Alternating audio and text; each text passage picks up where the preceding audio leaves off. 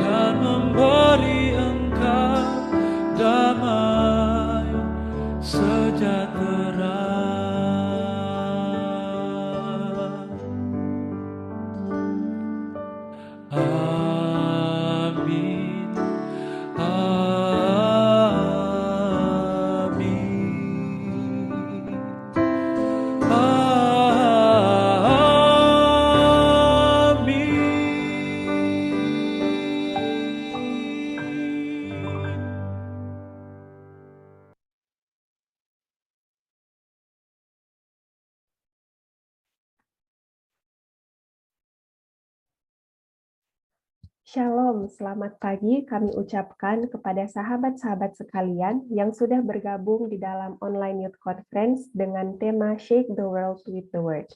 Terima kasih kami ucapkan kepada sahabat-sahabat yang sudah senantiasa bergabung mulai dari plenari yang pertama di hari Rabu malam sampai kita bisa tiba di sesi yang terakhir ini di hari Minggu pagi, semua tentunya berkat kemurahan Tuhan saja. Kami ingin mengucapkan banyak terima kasih bagi sahabat-sahabat yang sudah meluangkan dan berkomitmen untuk mengikuti dan mempelajari firman Tuhan bersama-sama. Kami tahu ada begitu banyak sahabat-sahabat di sini yang bergabung dari berbagai zona waktu yang berbeda, dan kami sangat rindu untuk bisa melihat wajah-wajah dari sahabat-sahabat sekalian. Untuk itu, kami memohon bagi sahabat-sahabat yang berkesempatan untuk membuka kamera, mari kita buka kamera kita agar kita bisa melihat satu dengan yang lain. Baiklah, terima kasih. Sebelum kita akan memulaikan youth conference kita di pagi hari ini, kita akan awali dengan doa. Mari kita satu di dalam doa. Ya Tuhan, Allah Bapa kami yang bertahta di dalam kerajaan surga, terima kasih ya Bapa untuk segala berkat dan penyertaan Tuhan bagi masing-masing kami, sehingga kami bisa diberikan kesempatan untuk bangun di pagi hari ini dengan tidak kurang satu apapun. Ya Bapa, kami mengucap syukur untuk berkat dan kemurahan Tuhan, kami bisa berkumpul untuk mengikuti youth conference di pagi hari ini. Kiranya Engkau mau berikan Roh Kudus dari surga untuk dapat menjadi bagian kami agar kami bisa fokus mempelajari akan firman-Mu. Terlebih khusus kami ingin mendoakan kepada Sir Elvis yang akan membawakan firman-Mu, kiranya berkat dari Tuhan saja dapat menjadi bagiannya, agar apa yang akan ia sampaikan itu semua hanya berasal daripada-Mu saja. Berkatilah kami sepanjang sisa acara Youth Conference ini ya Bapak, dalam nama Tuhan Yesus kami sudah berdoa, amin. Baiklah sahabat-sahabat sekalian, pada saat ini kita akan mengikuti jawaban dari Brother Daniel Gomez di plenari yang kemarin, dan jawaban ini akan di-share dalam bentuk video.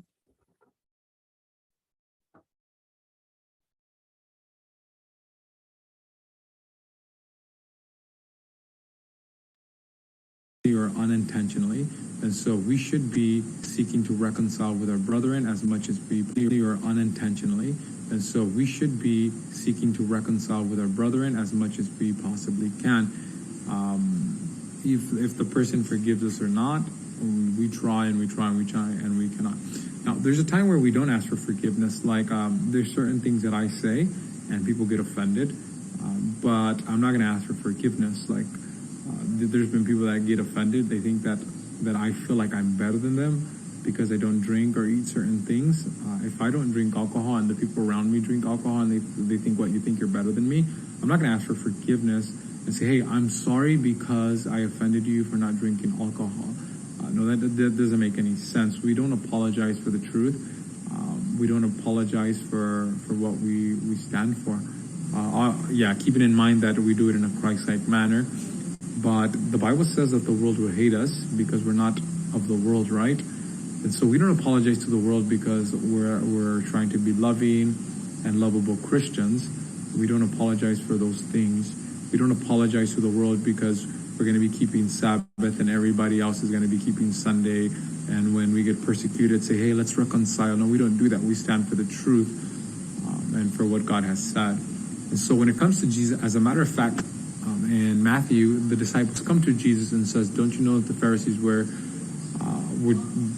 offended because of what you said? Jesus didn't say, oh, okay, let me go and apologize to them. No, Jesus didn't apologize for the truths that he presented. But Jesus didn't have hate towards them, and he did pray for them, and he did intercede for them, and he cried for them. Also, think about the Romans that hated Jesus, that crucified him, and he said, Father, forgive them, for they know not what they do. So that's the spirit that we should carry, and that's something that you should take into consideration. Thank you so much for asking that question. So just to recap and to summarize, we don't apologize for the truth and the right things that we do, and we're not perfect. And so we should apologize and try to reconcile when we do things. Even sometimes sharing the truth and our convictions, we offend people in the manner that we do it. Sometimes the truth won't hurt and won't be offensive, but our character and the way that we present the truth do affect people and the way that they feel. So I've apologized to people for coming off too strong or saying something that was right, but not the right method. And I think that there's a place for that, but not for doing the right thing. Anyway, I hope that that's clear.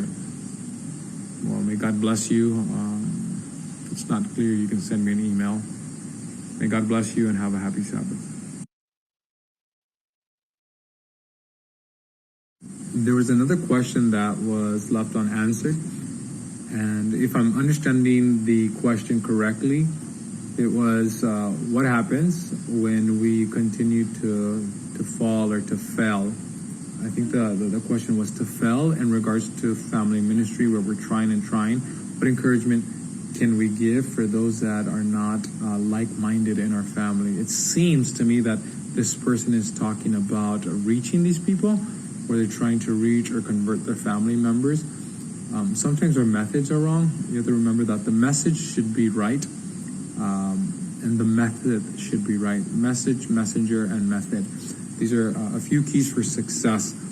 And I think that we don't know how to reach, sometimes we don't know how to reach our own families and also the people of the world. Sometimes we try to use the Bible for people that don't even see the Bible as an authority. And so that's just going to be, it's going to be fruitless there. So I've shared with atheists, and I've shared with Muslims and people of different denominations and religions, Bible principles without telling them that it comes from the Bible. I've shared thoughts from Ellen White, people that didn't even believe in Ellen White, but they said that that I'm right, or it's logical, or it makes sense. That's how the truth is. The truth is logical, and it makes sense. And so you don't always have to use the Bible to reach someone. So you can share or state principles from the Bible without saying the Bible. The Bible says, or quoting it as your source. The other point is this, that Peter says that we can reach our family members, speaking to women and to their husbands. We can reach them without the word. How? With our conduct, with the way that we relate to them. So we don't have to preach and try to use logic and always use facts to try to reach our family members. It's the way that we behave when they see a transformation in our lives and the way that we relate to them. It does a lot more. A loving and a lovable Christian will do more for the gospel than anything else. I think that's what the question meant. Might be the other thing that it might have meant, or that they might have been asking, was maybe when there's not unity in the family, or you continue to fall because you guys are not united. So how do you do ministry in that sense, where if you're not united with the family? I think that's, you don't have to always agree with someone to be united. Unity does not mean uniform, so we can have differences and still be united. And you see that with our pioneers. Not all going to be, it's going to be fruitless there. So after the message, a few questions came in that were left unanswered, unbeknown to me, and so I want to go ahead and answer those questions. Now, someone asked regarding the Pharisees. The Pharisees hated Jesus, and yet we never find record that Jesus asked for forgiveness of them or asked, can we reconcile? And I think it's the same thing. So people are asking, how do we relate to that? Is there some time when we don't ask for forgiveness or we don't try to reconcile? I think the answer is yes. But before that, we have to consider a few things. Number one, remember that Jesus was sinless. There are things that Jesus never did and that we should do, and there are things that Jesus did that we should not do. Let me give you an example. I don't think that we should go around fasting for 40 days and 40 nights. That's not going to go well with you, and we're not called to do that. But at the same time, Jesus was perfect. He had the perfect character. He knew how to speak in every situation. He knew how to act. He knew exactly what to do and how to deal with every person in the best way. We don't know how to do that, and we make mistakes, and we hurt people, and we offend people intentionally or unintentionally. And so we should be seeking to reconcile with our brethren as much as we possibly can. If the person forgives us or not, we try and we cannot. Now, there's a time where we don't ask for forgiveness. Like there's certain things that I say and people get offended, but I'm not going to ask for forgiveness. Like there's been people that get offended. They think that I feel like I'm better than them because I don't drink or eat certain things. If I don't drink alcohol and the people around me drink alcohol and they think, what, you think you're better than me? I'm not going to ask for forgiveness and say, hey, I'm sorry because I offended you for not drinking alcohol. No, that doesn't make any sense. We don't apologize for the truth. We don't apologize for what we stand for. Keeping in mind that we do it in a Christ-like manner. But the Bible says that the world will hate us because we're not of the world, right? And so we don't apologize to the world because we're trying to be loving and lovable Christians. We don't apologize for those things. We don't apologize to the world because we're going to be keeping Sabbath and everybody else is going to be keeping Sunday. And when we get persecuted, say, hey, let's reconcile. No, we don't do that. We stand for the truth and for what God has said. And so when it comes to Jesus, as a matter of fact, in Matthew, the disciples come to Jesus and says, don't you know that the Pharisees were offended because of what you said? Jesus didn't say, oh, okay, let me go and apologize. It's going to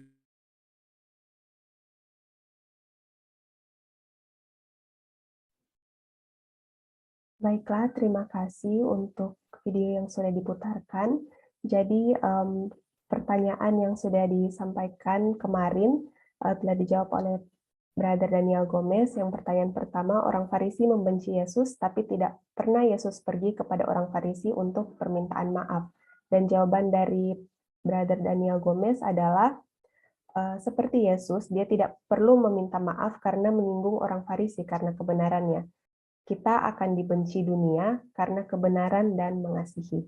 Dan pertanyaan yang berikutnya, apa yang terjadi kalau kita terlalu sering jatuh dan bagaimana berhubungan dengan keluarga yang tidak berpikir seperti kita? Dan Brother Daniel Gomez menjawab, dalam menjangkau ada 3 faktor, yaitu metode, messenger, dan message. Jadi metode, juru kabar, dan pekabaran. Jadi contohnya ateis dan muslim tanpa harus mengatakan bahwa itu dari Alkitab, kalau kita dalam keluarga tidak bersatu, dalam keluarga kita tidak selalu seragam dalam cara berpikir, kita bisa memiliki kepercayaan yang berbeda, namun dapat tetap bersatu, asalkan bersatu dalam prinsip kebenaran. Oke, baiklah sahabat-sahabat sekalian. Pada saat ini, mari kita siapkan hati dan pikiran kita. Namun sebelum itu, ada beberapa penyampaian, yaitu setelah pembahasan kita di pagi hari ini, akan ada sesi tanya-jawab. Jadi bagi sahabat-sahabat sekalian yang memiliki pertanyaan terkait pembahasan kita di pagi hari ini, bisa langsung chat ke admin pertanyaan. Dan pembicara kita di pagi hari ini adalah Sir Elvis Ronald Sumanti. Sir Elvis merupakan dosen Fakultas Ekonomi dan Bisnis, dan Sir Elvis menikah dengan Mem Lydia Citralao. Mem Lydia merupakan dosen Fakultas Ilmu Komputer dan dikaruniai oleh Tuhan 3 orang anak, yaitu Hana, umur 15 tahun, Abigail 13 tahun, dan Mikhail 10 tahun. Dan pada saat ini, marilah kita mengikuti lagu tema kita dengan judul Ancient Words.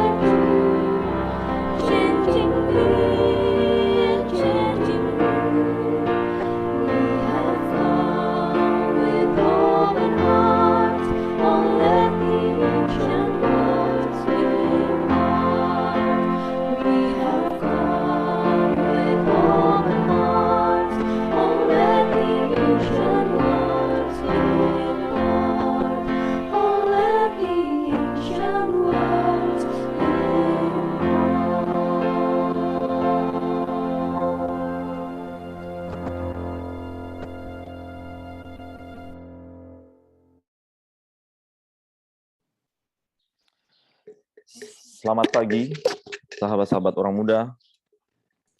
Adalah satu kesempatan istimewa dalam beberapa hari terakhir ini.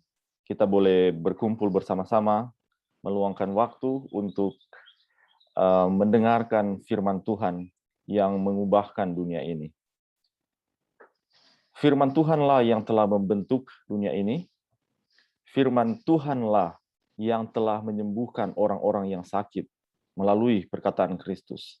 Melalui perkataan Kristus pula, orang yang mati dibangkitkan. Dan firman yang dikatakan itu masih kita baca sampai saat ini. Dan kita percaya, firman Tuhan masih mengubahkan kehidupan. Masih bekerja sampai saat ini. Kita akan membahas pada pagi hari ini, judul yang sudah saya pilih yaitu Revolutionary Revelation. Dan sebelum kita lanjut, mari kita berdoa. Bapa di sorga, kami percaya bahwa segala tulisan yang diilhamkan Allah memang bermanfaat untuk mengajar, untuk menyatakan kesalahan, untuk memperbaiki kelakuan, dan untuk mendidik orang di dalam kebenaran. Supaya kami akan diperlengkapi untuk segala perbuatan baik. Biarlah firman Tuhan akan berbicara kepada kami pagi hari ini. Biarlah kami boleh melihat Kristus yang ditinggikan lebih jelas lagi, sehingga kami ditarik semakin dekat kepadanya. Inilah doa kami ya Bapa. Berbicaralah kepada kami pagi ini, di dalam nama Yesus kami sudah berdoa. Amin. Baik, saya akan share screen.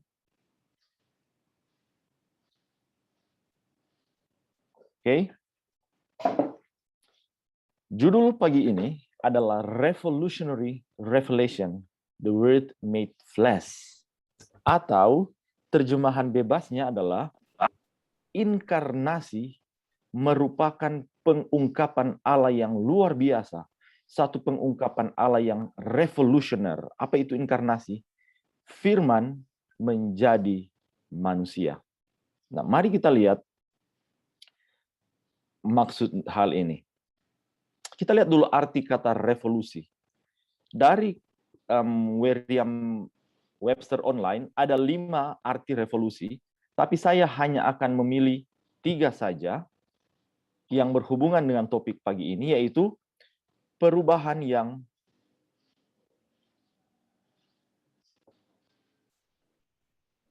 cepat, 180 derajat, dan kemudian itu menyeluruh, atau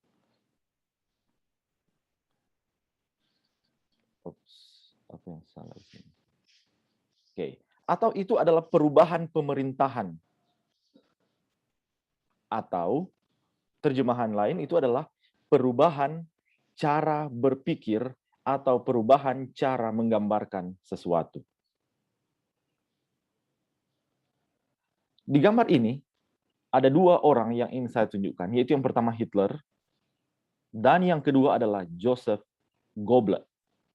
Joseph Goebbels ini adalah menteri propaganda dari Hitler. Oke, dia diangkat menjadi menteri komunikasi dan propaganda ketika Hitler menjadi pemimpin di Jerman. Ini dia, apa itu propaganda? Propaganda artinya informasi yang salah atau menekankan hanya satu bagian dari satu situasi. Dan ini biasanya digunakan oleh pemerintah atau grup-grup politik untuk membuat massa orang-orang percaya atau setuju dengan mereka. Propaganda. Dan Anda lihat, Joseph Goebbels adalah menteri propaganda. Tugasnya adalah menyebarkan informasi-informasi yang palsu. Dan saudara lihat, mari kita lihat quote yang dia katakan. Suatu dusta, jika dikatakan 1 kali, maka itu akan tetap menjadi dusta. Tetapi jika dusta itu diucapkan beribu kali, maka dusta itu akan menjadi satu kebenaran. Dan dia mengatakan seperti ini. Jika engkau mengatakan suatu dusta yang cukup besar dan mengulang-ulangi dusta itu, maka pada akhirnya orang-orang akan mempercayai hal itu. Dan untuk itu, katanya, negara yang menyebarkan dusta, khususnya pada zaman itu, harus menjaga supaya informasi itu, informasi yang benar tidak diberitahukan kepada masyarakat. Karena informasi yang benar adalah musuh yang besar dari dusta. Dan kita tahu ceritanya. Pada saat itu informasi begitu dikekang. Media massa dikuasai. Film-film, televisi, poster-poster yang dipampang di jalan dikuasai oleh pemerintah, dan yang dimasukkan di sana adalah dusta-dusta kepada masyarakat. Dan salah satu dusta yang besar adalah orang Yahudi menyebabkan kekacauan di Jerman.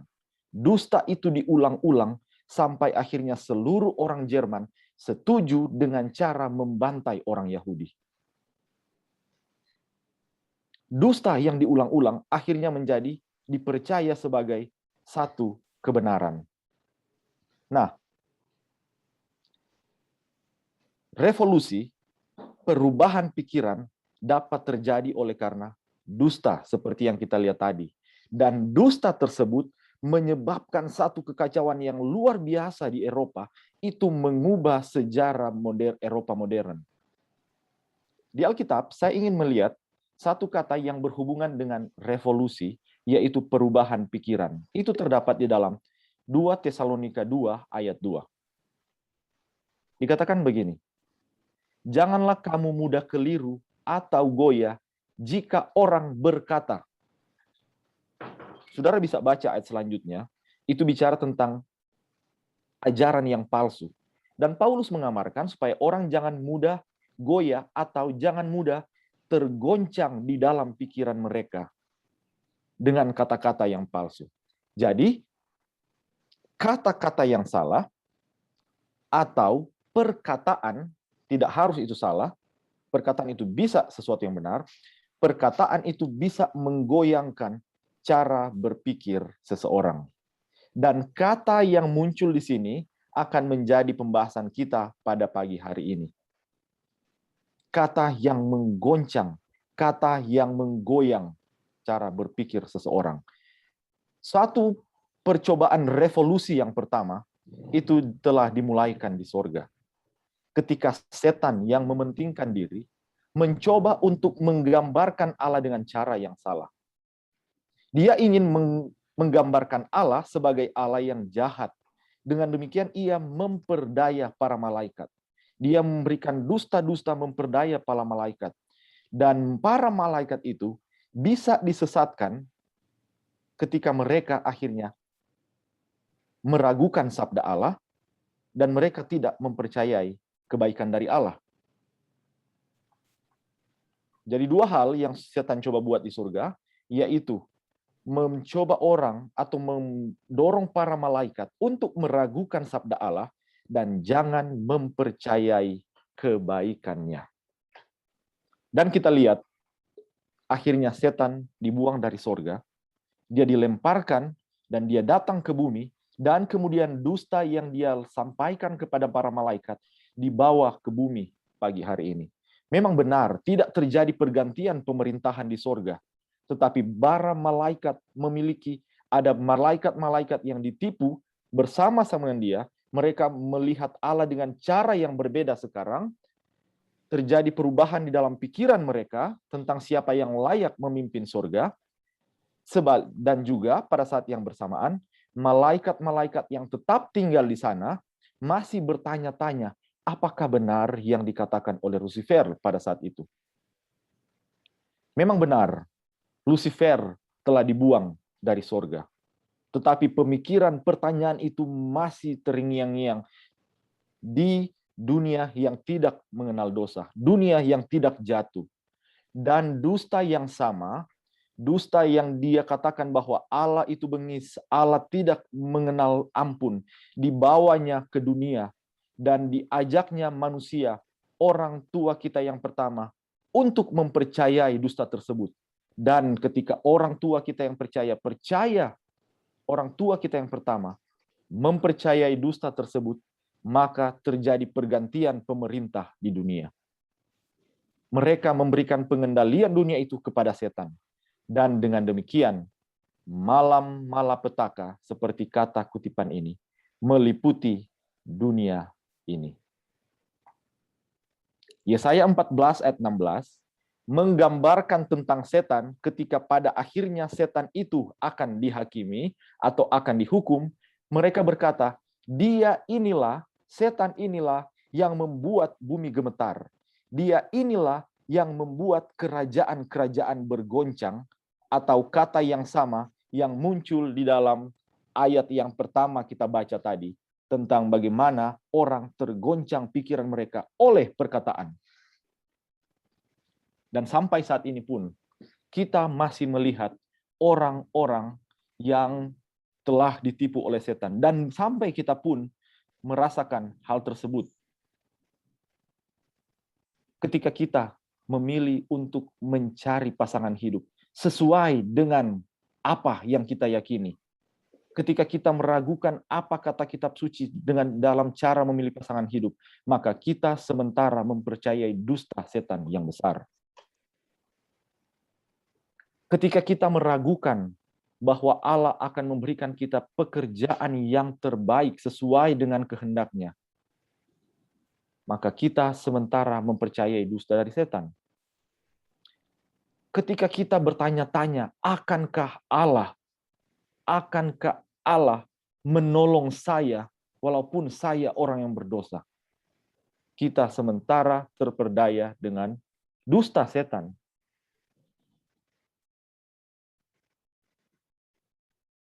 Di dalam Alkitab, di antara perjanjian lama dan perjanjian baru, ada satu masa 400 tahun di mana Allah sama sekali tidak memberikan wahyu, tidak memberikan revelation, tidak mengungkapkan dirinya kepada nabi-nabi seperti yang Dia lakukan pada tahun-tahun sebelumnya. Di antara kitab yang terakhir perjanjian lama dan kitab yang pertama perjanjian baru, itu ada 400 tahun keheningan di mana Allah tidak memberikan pengungkapan apapun. Dan ini dikenal dengan 400 tahun yang senyap. Allah tidak berbicara sama sekali. Memang benar, ada kitab suci yang sudah tertulis. Tetapi sebelum-sebelumnya, Allah selalu mengirimkan para nabi untuk berbicara kepada umatnya. Tetapi di antara kitab Maleaki dan kedatangan Yesus yang pertama kali, ada 400 tahun di mana Allah tidak menyatakan dirinya. Dan Amsal 29 ayat 18 menyatakan, apabila tidak ada wahyu, maka rakyat menjadi liar. Terjemahan lain bahasa Indonesia sehari-hari, bangsa yang tidak mendapat bimbingan dari Tuhan akan menjadi bangsa yang penuh dengan kekacauan, atau rakyatnya menjadi tidak terkendali. Dan mari kita lihat bagaimanakah pena inspirasi memberikan gambaran kepada kita apa yang terjadi pada 400 tahun tersebut. Kita mulai dengan Yesaya 60 ayat 2. Kegelapan menutupi bumi dan kekelaman menutupi bangsa-bangsa. Dusta yang dibawa oleh setan dari sorga kepada orang tua kita yang pertama diulang-ulangi, dan itu menjadi suatu hal yang dipercaya sebagai satu kebenaran.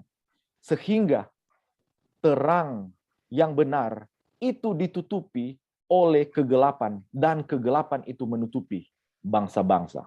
Dan kita lihat, kegelapan itu disebabkan oleh karena salah pengertian akan Allah. Salah pengertian akan Allah. Dan itu adalah dusta dari setan. Setan menyatakan kepada orang tua kita yang pertama bahwa Allah tidak menginginkan yang terbaik bagi kita. Sehingga ketika kita menginginkan satu pekerjaan yang menurut kita baik dan kita tidak mendapatkannya, kita berkata, Allah tidak mengasihi saya. Ketika kita ditimpa dengan satu malapetaka, kita berkata, Allah tidak mengasihi saya. Ketika saya putus dari pacar saya, kita berkata, Allah tidak mengasihi saya. Itulah sebabnya saya akan meninggalkan Allah. Dusta itu diulang-ulangi, dan sampai hari ini pun dusta itu masih membayang-bayangi pikiran kita.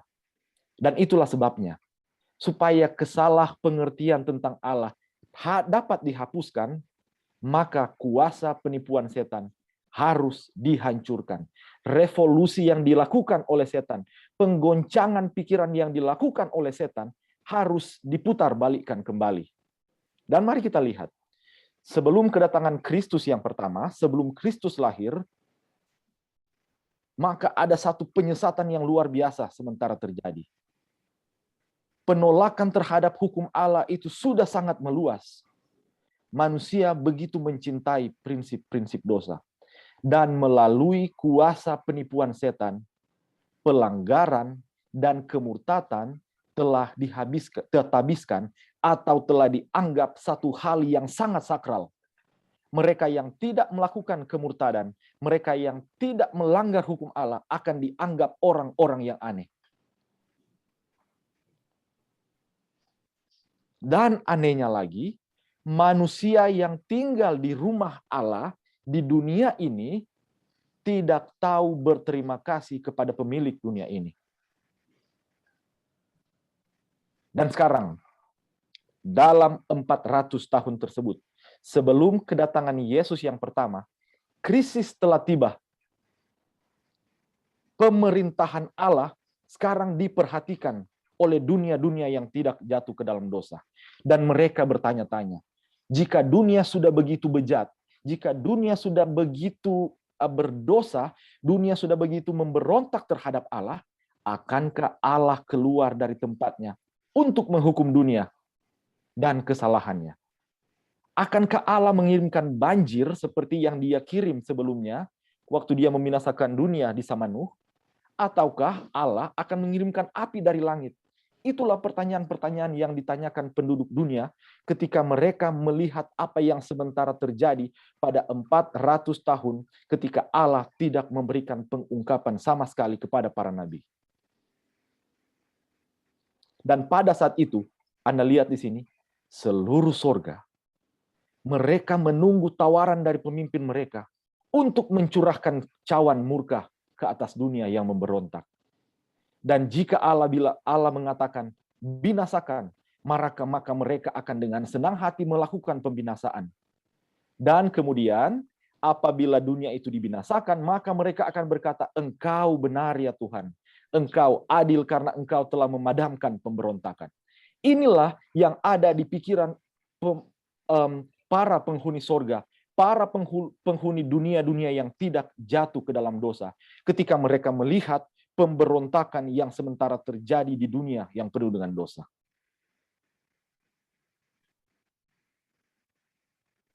Mereka sementara menunggu. Mereka menunggu Yahweh akan bangkit dan menyapu bersih segala penduduk dunia. Kapan itu? 400 tahun di sini ketika terjadi keheningan. Itu yang sementara ada di benak pikiran-pikiran para penghuni sorga. Tapi kita lihat di sini. Sebelum Allah hening, tidak memberitakan petunjuk apapun kepada para nabi, surat kedua terakhir, surat Hagai pasal 2 ayat 6 dan 7, Allah berkata satu hal. Sedikit waktu lagi, aku akan menggoncangkan langit, bumi, dan darat. Setan telah datang dengan dustanya, setan telah menggoncang pikiran kerajaan-kerajaan, dia telah menyalah tafsirkan, menyalah gambarkan Allah di dalam pikiran orang-orang pada situ itu, sehingga terjadi penggoncangan yang luar biasa. Dan Allah berkata, aku akan menggoncangkan langit dan bumi. Aku akan menggoncangkan segala langit. Aku akan menggoncangkan alam semesta dan bumi ini. Caranya bagaimana?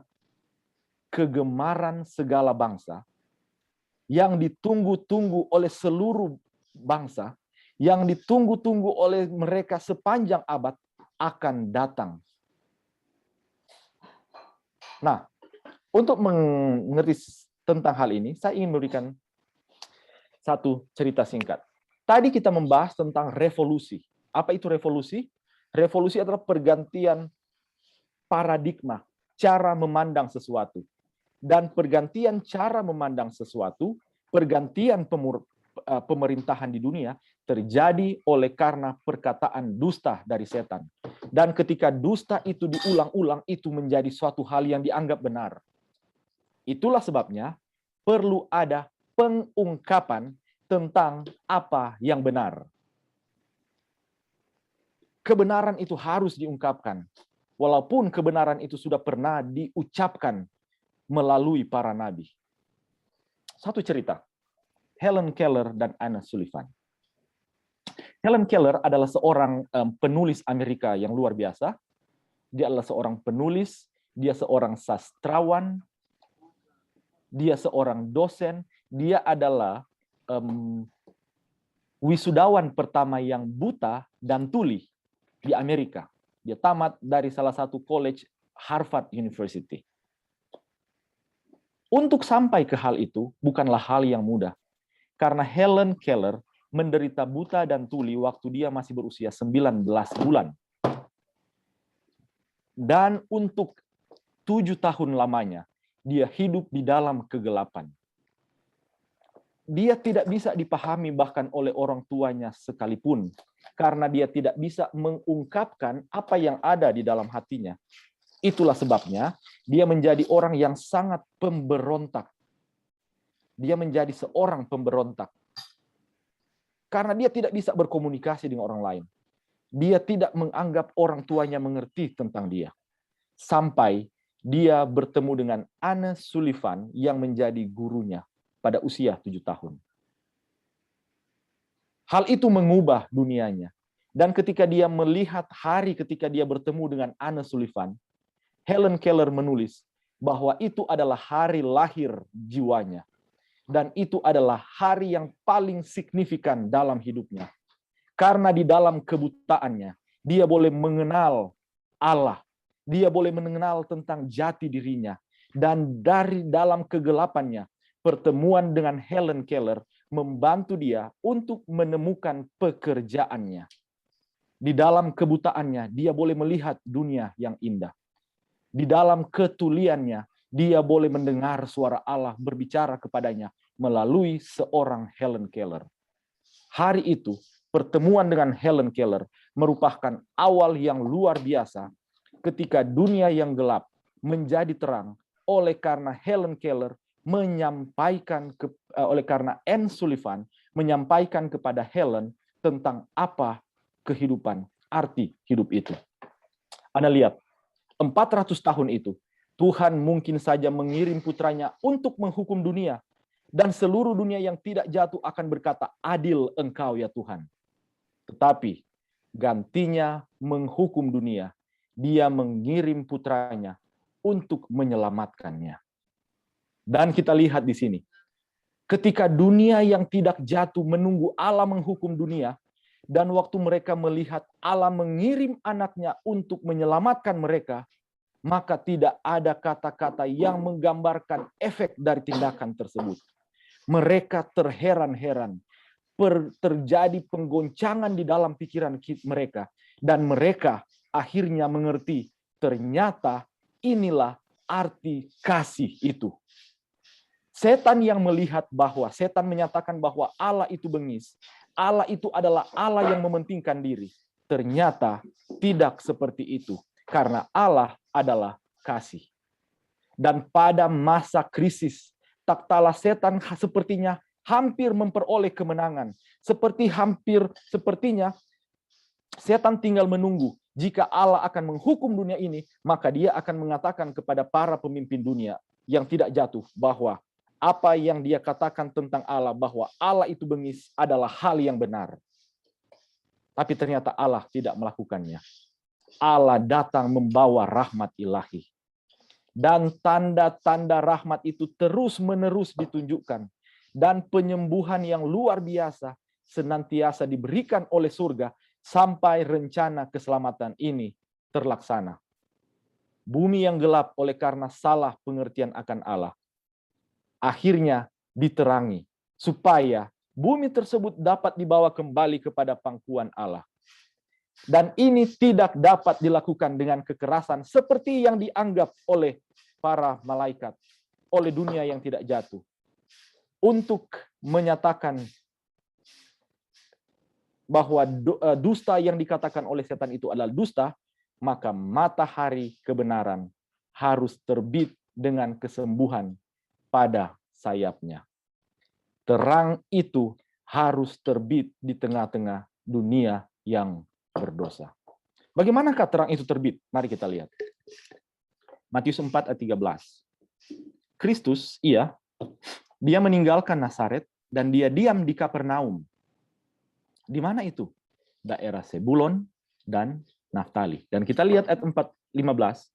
Tanah Sebulon dan tanah Naftali, tanah yang di mana bangsa itu diam di dalam kegelapan, telah melihat terang yang besar. Dengan kata lain, terang yang besar, terang itu terbit. Kapan? Ketika Kristus datang dan diam di situ. Ketika Kristus datang dan menjadi penduduk di situ. Ketika orang-orang yang tidak mengenal Allah akhirnya boleh melihat Allah ketika Kristus diam dan duduk bersama-sama dengan mereka, makan bersama-sama dengan mereka, bekerja di kantor bersama-sama dengan mereka, bekerja di ladang bersama-sama dengan mereka, berada di ruang-ruang kelas bersama-sama dengan mereka, berada di bilik-bilik rumah sakit bersama-sama dengan mereka. Dan dengan itulah Kristus menunjukkan bahwa dusta yang dikatakan oleh setan bahwa Allah itu kejam, Allah itu bengis, Allah itu mementingkan diri adalah sama sekali tidak benar. Dan kita lihat firman itu menjadi manusia dan diam di antara kita. Oleh karena inkarnasi, oleh karena firman yang diam di antara manusia, maka revolusi yang tadinya terjadi, mereka mempercayai dusta, sekarang terjadi penggulingan kekuasaan. Orang-orang boleh melihat terang. Terjadi perubahan paradigma. Mereka yang tadinya melihat Allah sebagai Allah yang kejam, melalui Kristus melihat bahwa ternyata Allah itu penuh dengan kasih karunia dan kebenaran. Bukan saja dunia kita digoncang oleh karena kehadiran Allah di tengah-tengah manusia, tetapi alam semesta digoncangkan oleh Allah ketika Kristus datang dan semua penghuni alam semesta boleh melihat bahwa ternyata inilah kasih itu. Ketika mereka mulai melihat bahwa Allah itu adalah Allah yang mementingkan diri, ketika mereka melihat Kristus menjadi manusia, Kristus mengambil satu hal yang sangat hina, mereka boleh melihat bahwa Allah adalah Allah yang tidak mementingkan diri. Allah adalah Allah yang rela mengorbankan hal-hal yang sangat baik, yang menyenangkan bagi dirinya sendiri untuk menjadi manusia. Hanya untuk menyatakan bahwa Allah itu adalah Allah yang penuh kasih. Dan kutipan ini menyatakan bahwa pengorbanan Kristus bukan hanya terjadi di kayu salib saja. Setiap hari, ketika Kristus datang di kantor-kantor, ketika Kristus datang di kebun-kebun, ketika Kristus pergi ke tempat-tempat terpencil, ketika Kristus datang kepada orang-orang yang ketagihan video games, ketika Kristus datang untuk menghibur orang-orang yang berduka, hari-hari tersebut merupakan pencurahan kehidupannya. Dan bagi kita lihat, bagi Kristus, kasih itu adalah kehidupan. Kasih itu adalah bukan hanya teori, tapi itu adalah sesuatu yang Dia hidupkan, dan bukti kehidupan tersebut ditunjukkan di dalam pelayanan. Apakah kasih itu adalah lifestyle kita? Apakah kita terlibat di dalam pelayanan? Pelayanan itu adalah penunjukan apa yang Kristus lakukan dalam hidupnya. Dan kita lihat Yesaya 61 ayat 1. Pelayanan kasih ditunjukkan melalui Bible study yang Kristus berikan. Itu ditunjukkan oleh khotbah-khotbah yang dia khotbahkan. Itu dilakukan ketika dia membawakan acara PA.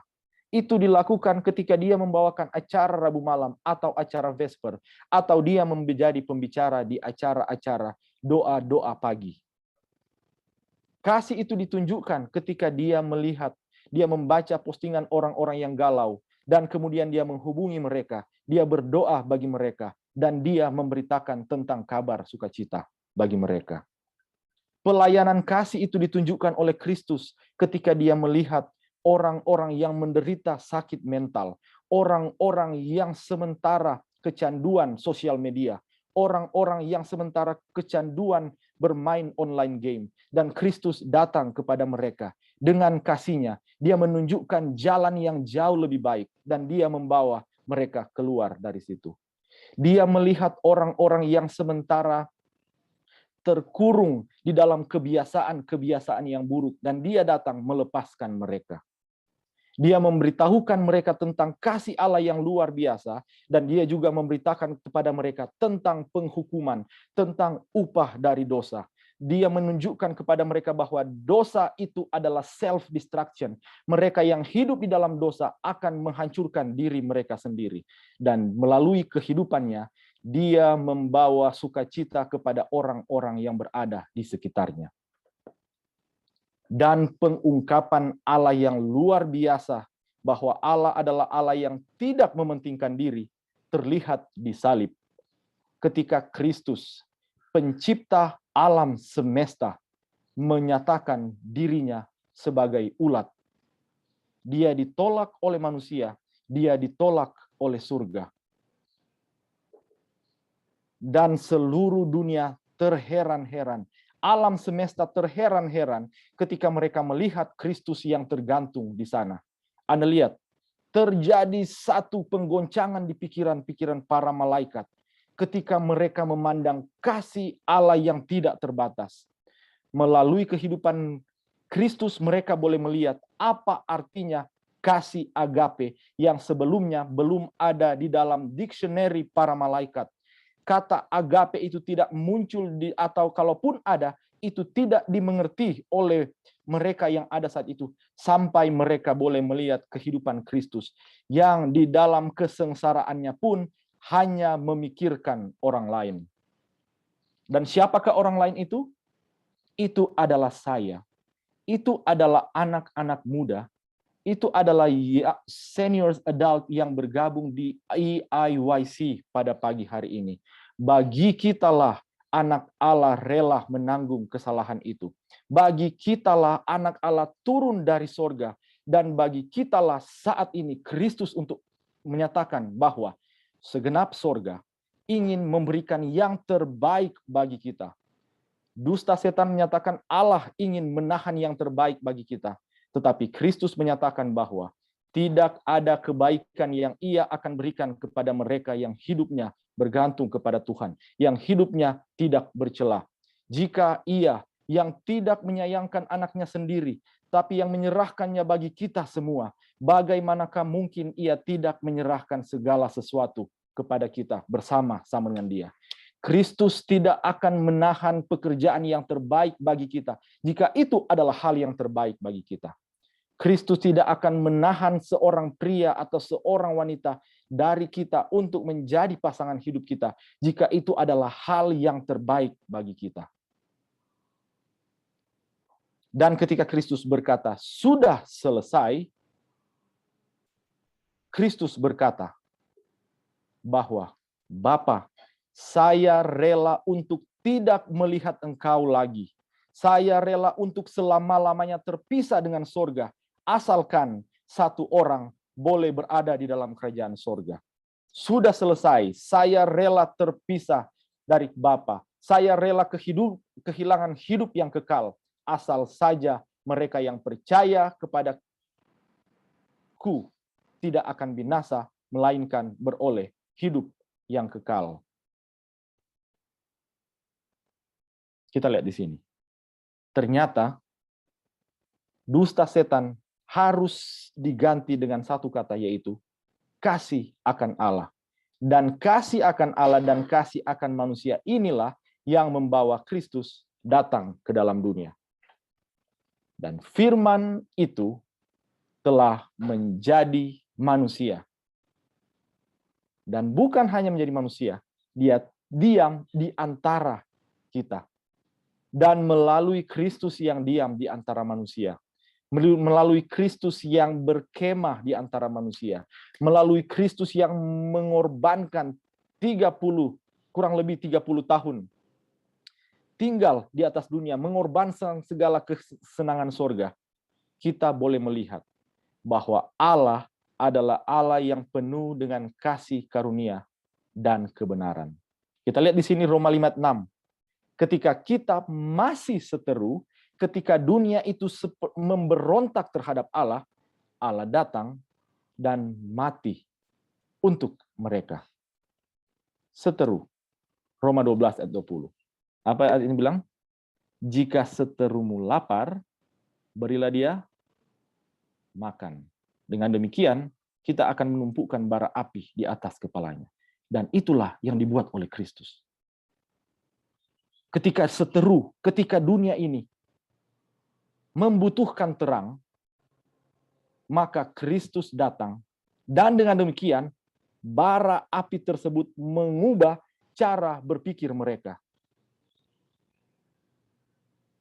Kita lihat di sini, Kisah 17 ayat 3 dan 6. Mesias yang diberitakan adalah Mesias yang kemudian mengacaukan seluruh dunia. Revolusi yang besar pernah terjadi sebelumnya ketika Kristus mengubah cara berpikir orang-orang dan melalui pemberitaan murid-muridnya seluruh dunia telah dikacaukan. Dan sudah lihat Yohanes 17 ayat 26, Yesus berdoa supaya kasih yang ia miliki, kasih yang tidak mementingkan diri, itu akan berada di dalam diri umat-umatnya. Kristus yang pernah hidup di dalam dunia akan hidup di dalam diri mereka. Firman yang pernah menjadi daging itu akan hidup di dalam kita, sehingga kehidupan kita adalah refleksi dari Kristus yang pernah hidup di atas dunia. Kita lihat satu slide paralel yang besar. Sebelum kelahiran Kristus, dunia itu sangat gelap, salah pengertian tentang Allah. Dan supaya kegelapan itu dapat dienyahkan, maka Kristus datang dan hidup di antara manusia. Sebelum kedatangan Kristus yang kedua kali, dunia berada pada situasi yang gelap. Dusta setan dihotbahkan di mimbar-mimbar. Dusta setan dipropagandakan di sosial media. Bahkan oleh mereka yang percaya kepada Allah sekalipun. Dusta setan ditaruh di poster-poster di pinggir jalan. Dusta setan diajarkan di kelas-kelas. Do it yourself. Dusta setan dipercaya oleh begitu banyak orang. Untuk itulah, supaya dusta ini boleh disingkirkan, maka pelayanan Kristus harus dilakukan kembali. Oleh siapa? Oleh Kristus yang tinggal di dalam diri umatnya. Mari kita lihat. Kristus datang ke dunia. Pena Inspirasi membahas tentang Yesaya 61 ayat 1. Dan kemudian bagaimana Kristus datang menyampaikan kabar kebenaran, menyampaikan melakukan pekerjaan penyembuhan dan seterusnya. Dan kita lihat pekerjaan yang sama harus dilakukan kembali oleh umat-umat Allah. Para hamba Kristus harus membantu, memberkati, dan menyembuhkan. Saya percaya rencana Allah menempatkan Anda di perusahaan-perusahaan yang besar adalah supaya melalui Anda, Kristus akan membantu, memberkati, dan menyembuhkan mereka yang berada di sekeliling Anda.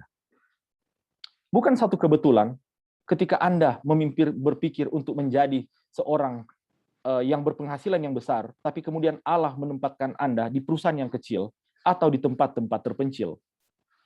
Kenapa? Karena melalui kita, Kristus ingin membantu, memberkati, dan menyembuhkan. Bukanlah satu kebetulan jika sosial media Anda memiliki begitu banyak follower. Bukanlah satu kebetulan jika Anda di-invite untuk bergabung di WA group tertentu.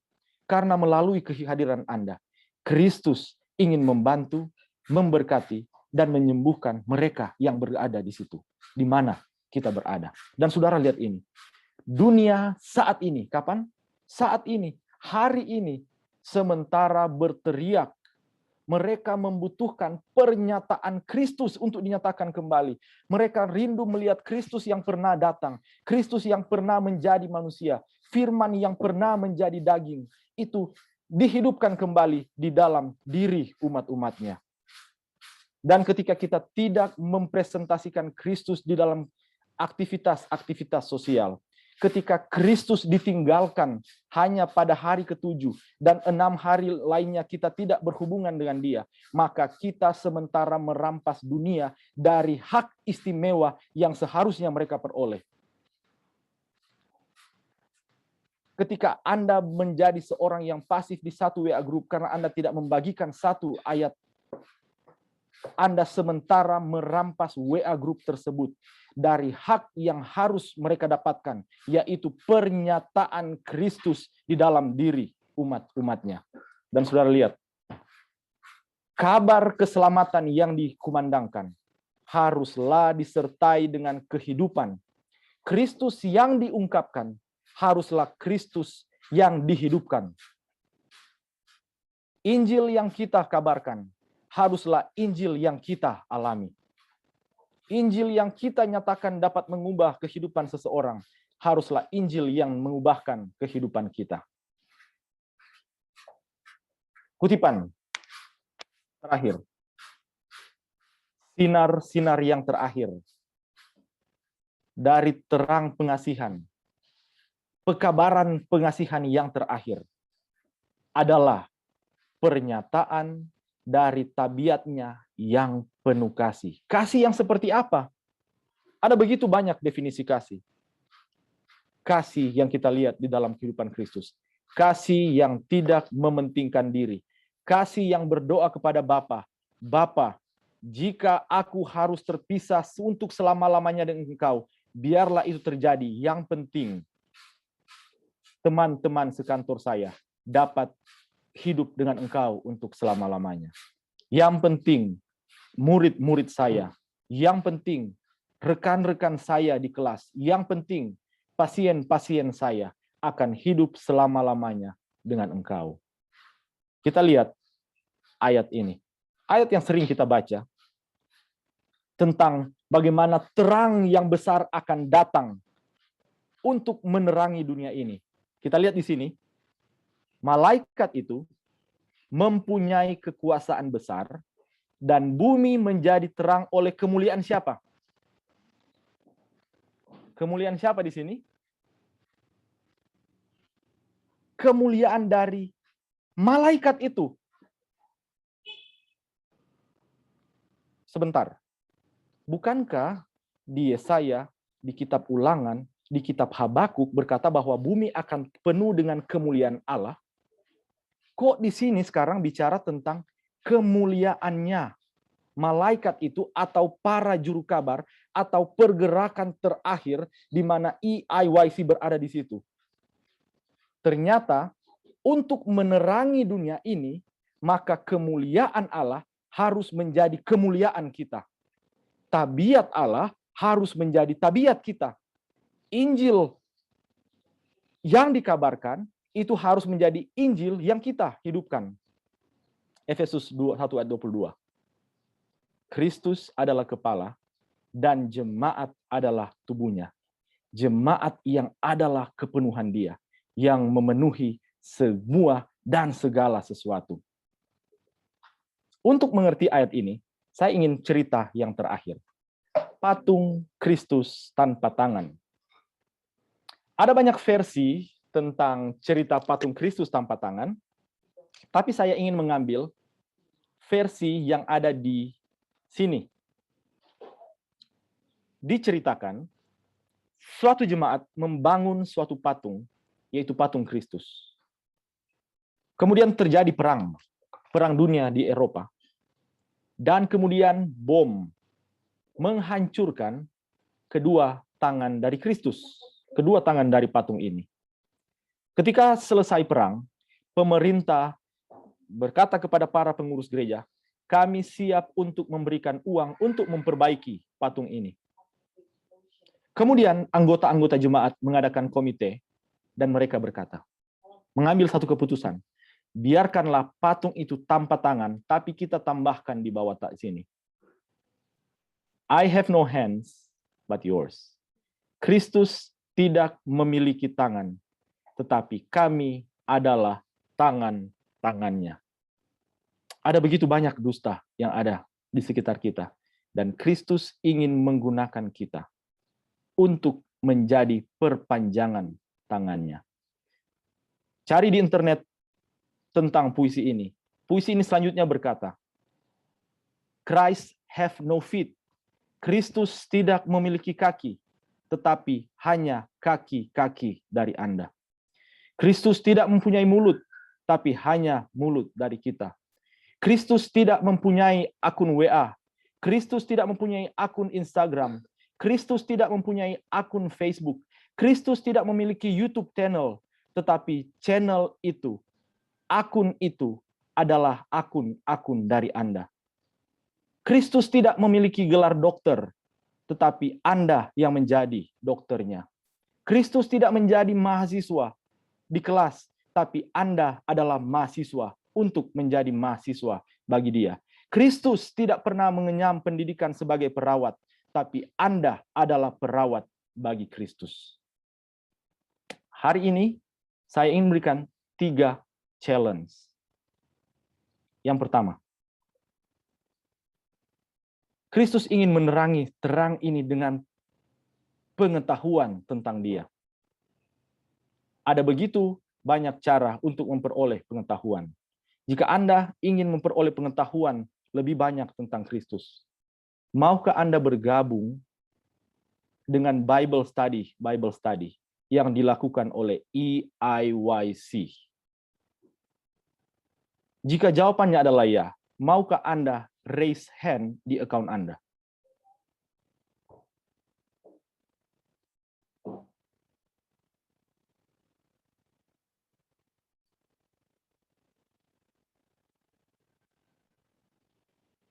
Puji Tuhan.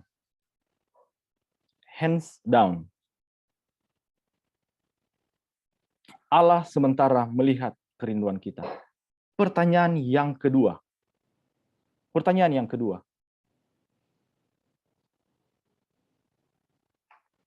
Kristus ingin tinggal di dalam hidup kita. Dan Kristus, supaya kekuatan Kristus menjadi kekuatan saya, supaya hikmat Kristus akan dapat menggantikan kebodohan saya, supaya kekuatan Kristus akan dapat menggantikan kelemahan saya harus selalu terhubung dengan Dia. Maukah kita meminta Kristus, menyatakan kepada Kristus, Tuhan, saya rindu memiliki hubungan pribadi dengan Tuhan yang konsisten. Jika ini adalah kerinduan kita, maukah Anda raise hand?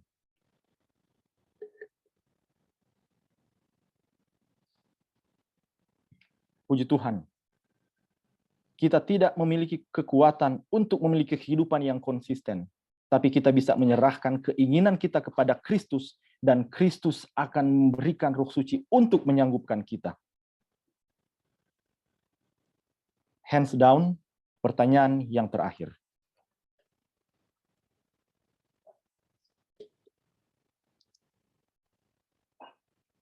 Bagi Kristus, kasih adalah kehidupan, dan kehidupan adalah pelayanan. Itu kutipan yang kita lihat tadi. Pertanyaan sekarang adalah, berapa banyak dari Anda yang akan datang kepada pendeta dan bertanya, pendeta, Katakan kepada saya, apa yang dapat saya bantu di dalam gereja supaya saya boleh menjadi tangan dan kaki dari Kristus? Adakah yang ingin berkata kepada Kristus hari ini, Yesus, saya ingin Engkau untuk setiap hari hadir bersama saya di bangsal-bangsal rumah sakit ketika saya berjalan dari satu pasien ke pasien yang lain. Yesus, saya ingin untuk berdoa bagi mereka walaupun hanya singkat, membacakan bagi mereka firman Tuhan walaupun hanya singkat untuk setiap pasien yang saya hubungi. Yesus, saya ingin untuk menjadi tangan-Mu di kantor di mana saya berada. Saya ingin berkomitmen dengan pertolongan Kristus, karena saya tahu tanpa Kristus saya tidak dapat berbuat apa-apa. Saya ingin memberitahukan satu pekabaran dari kitab suci, satu ayat yang singkat di WA grup saya. Saya ingin update Facebook saya ingin dipenuhi dengan ucapan-ucapan berkat. Saya ingin mengupload foto-foto yang boleh membawa orang lebih dekat kepada Kristus. Jika itu adalah kerinduan kita, jika kita ingin terlibat dalam pelayanan seperti yang dilakukan oleh Kristus, maukah kita mengangkat tangan kita?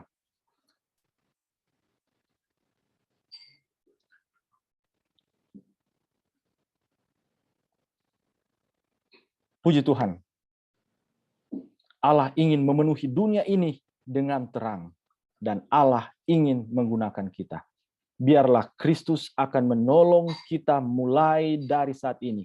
Ketika setiap hari kita mengizinkan Dia untuk tinggal di dalam kita. Sehingga firman yang diam di dalam kita akan menjadi firman yang menerangi seluruh dunia ini. Tuhan memberkati kita semua. Amin.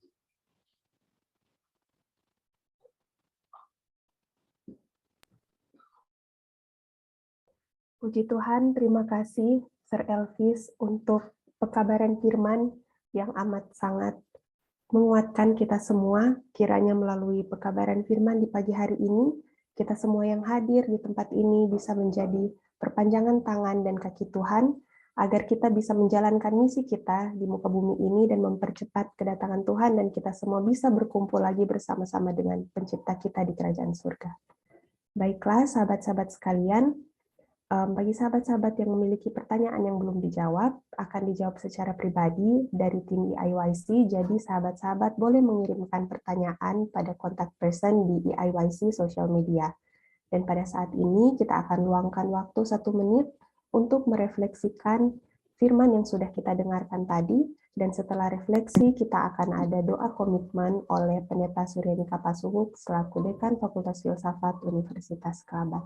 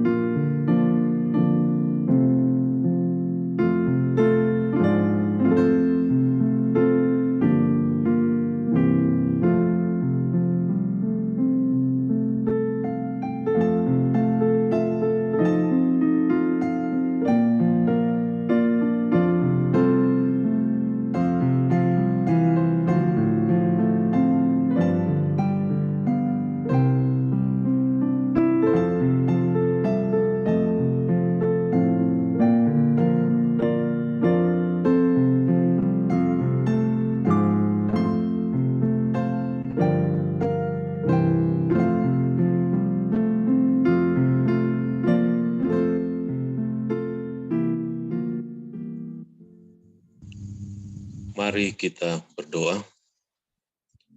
Bapa kami dalam kerajaan sorga, Terima kasih karena untuk beberapa hari ini, East Indonesia Youth for Christ boleh menyelenggarakan acara yang sangat baik ini dengan tema Shake the World with the Word. Terima kasih untuk semua insight yang kami sudah terima. Terima kasih untuk semua pelajaran-pelajaran rohani yang kami sudah terima. Terima kasih untuk pengetahuan yang kami sudah dapatkan. Terima kasih karena firman-Mu boleh berbicara dan boleh merubah kami di dalam kehidupan kami. Oh Tuhan, tolonglah kami, bantulah kami untuk menjadi agen-agen Kristus di atas dunia ini. Terima kasih juga karena pagi ini kami boleh diingatkan dan dikuatkan dengan firman-Mu. Oh Tuhan, kami menyadari kami hidup di dunia yang sudah semakin jahat. Kami hidup di dunia dengan berbagai macam tantangan yang kami hadapi. Tapi kami bersyukur ada kasih Yesus yang senantiasa menolong kami. Pagi ini kami diingatkan betapa besar kasih Kristus di dalam kehidupan kami.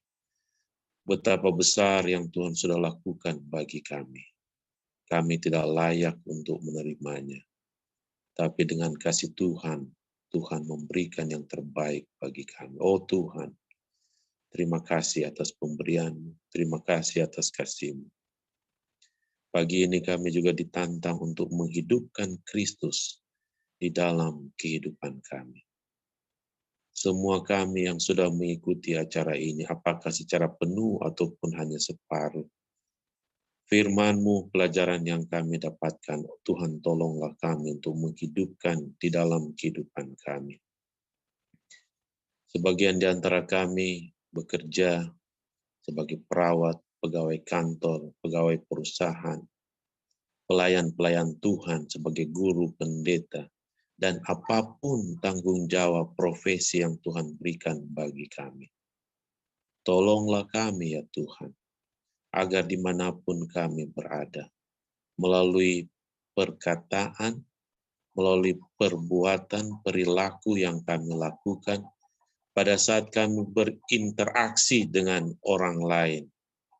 Orang lain bukan melihat pribadi kami manusia yang berdosa, tapi melihat Yesus yang ada di dalam kehidupan kami.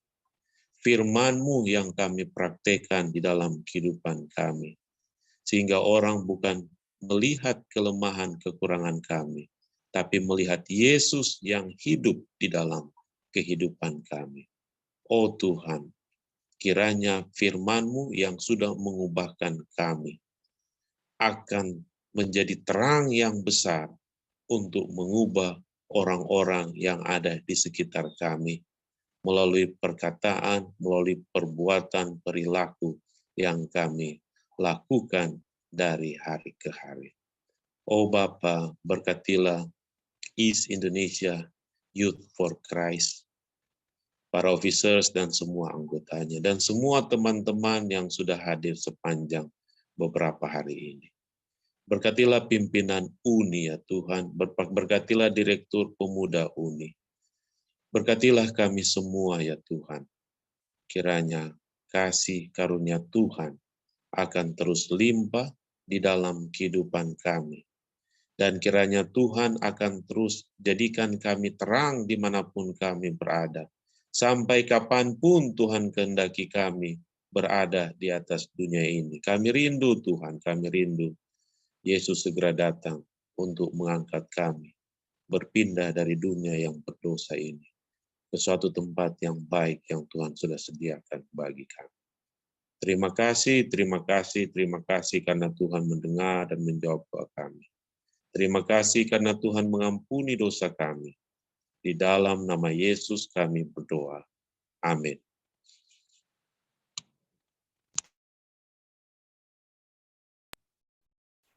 Amin, terima kasih Pendeta Pasuk yang sudah membawakan doa komitmen. Baiklah, dengan demikian seluruh rangkaian program Youth Conference kita telah berakhir. Kami sangat rindu dan sangat besar harapan kami agar pada saat yang mendatang kita semua bisa berkumpul untuk mengadakan konferensi selanjutnya dalam kerajaan surga bersama-sama dengan Pencipta kita. Baiklah, sahabat-sahabat sekalian, demikian kegiatan kita di pagi hari ini. Selamat pagi dan selamat beraktivitas. Tuhan memberkati kita semua.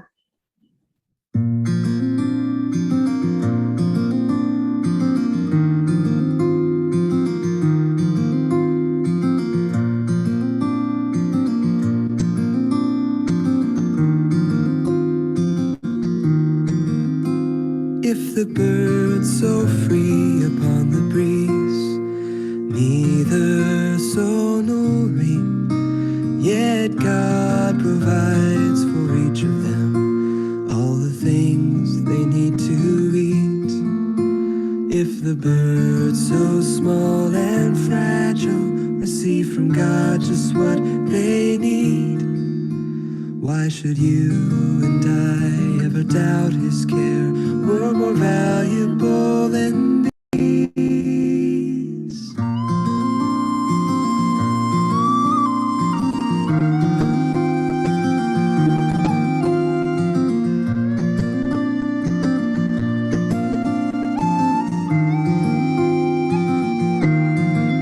Consider all the lovely flowers swaying in the grass.